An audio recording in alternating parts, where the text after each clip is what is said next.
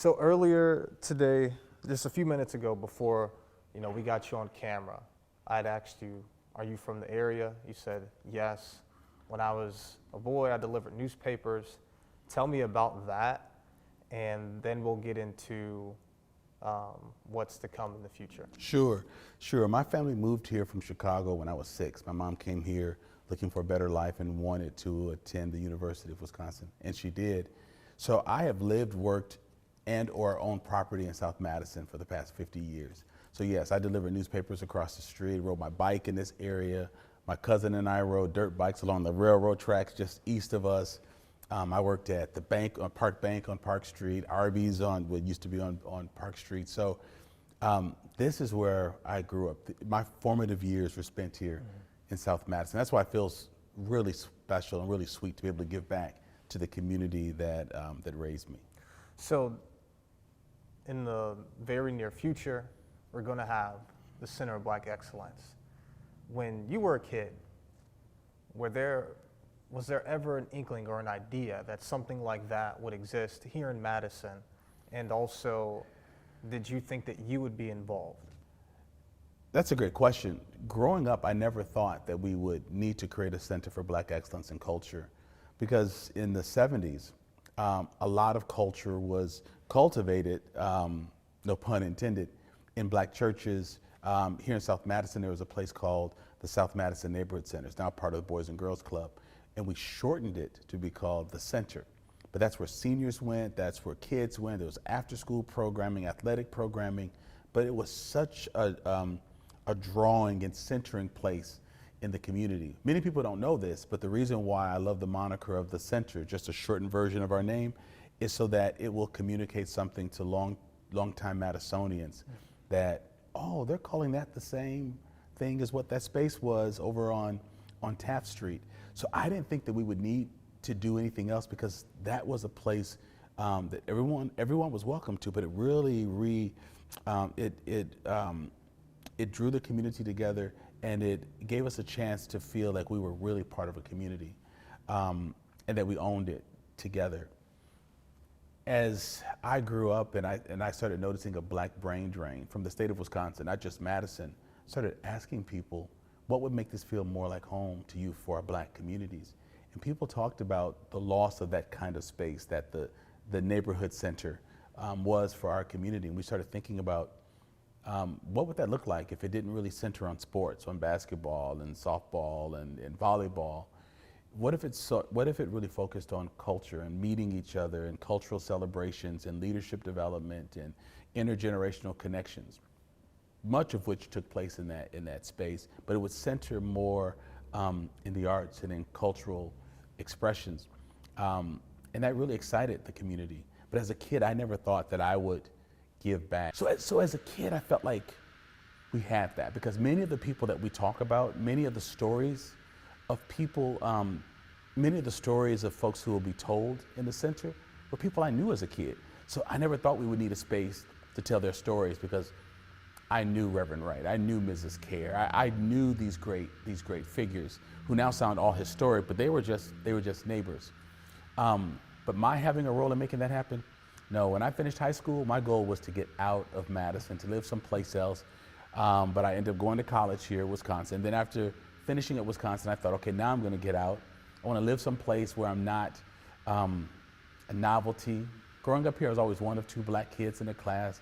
People wanted to touch my hair, in school when you had to take showers in gym class. People say, your hair's not wet.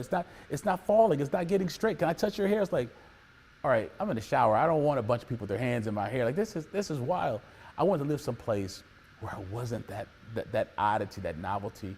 But I ended up staying because I thought to myself, if people who have navigated a place like Madison, if we all leave, who's going to help the other generations really navigate this space? And so I made that decision to stay here to give back to the community. And so just kind of walk me through the timeline and the journey to get this done. So when was the inception of this idea? When did we really get into planning? And I know we're still some time away from the groundbreaking and ultimately its completion. But just kind of walk me through that timeline and just how Sure. much time and effort you and others have poured into getting this done. I first shared the idea of doing something really meaningful that would get the attention of the broader community and the state, even the nation, probably as a teenager, as a junior in high school, and actually shared that with my friends. We recently found a video clip of when I was outside. This was probably 30 years ago. I brought our young congregation outside and I had a bullhorn and I said, one day we're going to build classrooms and we're going to have learning spaces, we're going to have stores and we're going to have a gym and we're going to have places for movie theaters. And I just started spouting off all of these things that's a part of the center today. That was 30 years ago. I'd say about 12 years ago, we purchased what used to be the car wash next door to this property, not knowing quite what we were going to do with it, but we knew that Madison was changing, Wisconsin was changing, and somehow we wanted to be a part of creating or opportunities for people to work together, to work through racial issues, class issues. So that was 2012. Then I think a few years after that, I wrote Justified Anger in 2013, and it started us to have more focused discussions on race and race relations in Madison. And in asking the Black community how we wanted to respond to the race relations, people said, we need space to heal, we need space to celebrate, we need space to be unapologetically ourselves and to teach the strength and resilience of our culture, of our people, to the next generation. And we need to come together. People who are African, who are Caribbean, who are Afro-Latino, who are African-American, we need to come together and celebrate that legacy.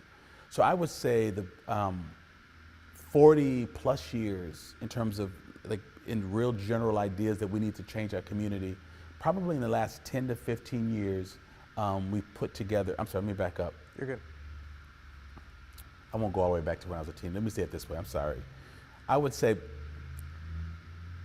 the earliest record I have of my sort of casting vision of what we could do with this property was 30 years ago.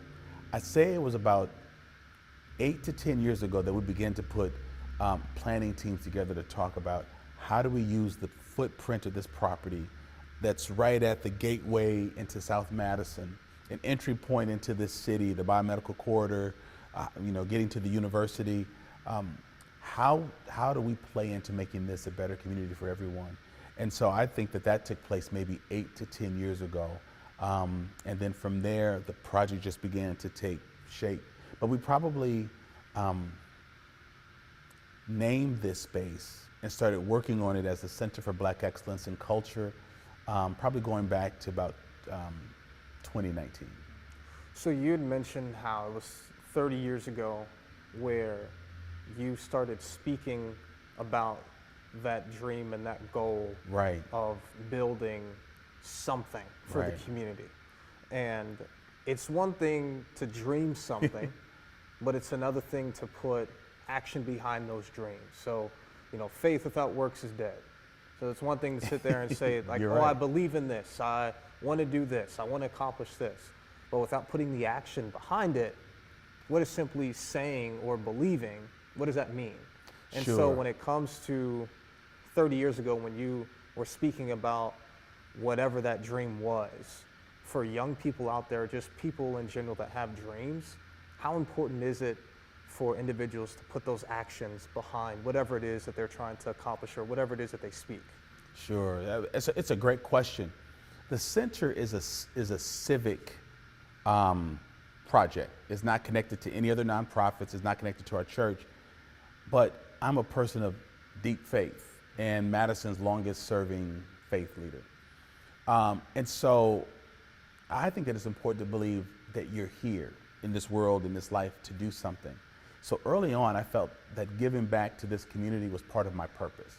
So I think that was the first part, that I felt like this was part of my calling. The other thing is I trusted that vision to trusted people.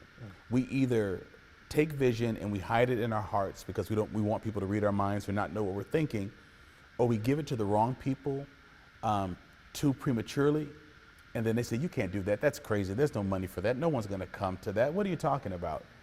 I feel like I let it incubate in my heart for the right period of time and I shared it with the right people.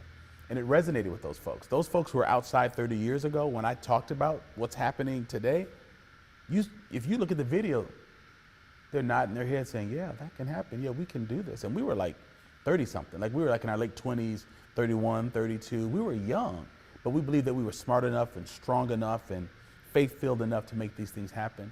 But they were people I had already developed a relationship with. They saw my conviction about doing this. I saw their capabilities, and that created a cool partnership where they nurtured that and actually reinforced and reaffirmed that I had possessed the leadership skills to pull something like that off. And so although I'm sitting here talking with you and I have access to these wonderful media outlets, but I don't forget the 25, 30 people who sat in this building, said, go get it, do it. We believe in you. We believe that you can pull this off. That's what got me to this point today, and I'll never forget that or those people. And so, to that point, those individuals, their response, but ultimately, you have to go beyond that. You have to get more people on board. You had said that there may be individuals that, had you had told them earlier on, they may have doubted it, said that who's going to put into this cause, who's going to pour into it. Right. Clearly, people have, or else it Right. wouldn't be happening. What has been the response that you've gotten from people in the community and beyond to make sure that this came to fruition? Sure. When I first shared the idea, there was a little pushback. People want to know what you're going to raise $30+ million in Madison, in South Madison, for a Black-focused project during the pandemic. And although the project started before the pandemic, but fundraising started inside the pandemic. And then other projects were going on in the city and in South Madison. And people sort of shook their heads or tried to pit the projects against each other, not knowing that we're friends. We know each other. We cheer each other on. Mm-hmm. We have each other's back. And so that was the initial response. But the more I shared why, and I started really communicating in the Black community. What do we want to see? What would make us want to stay here?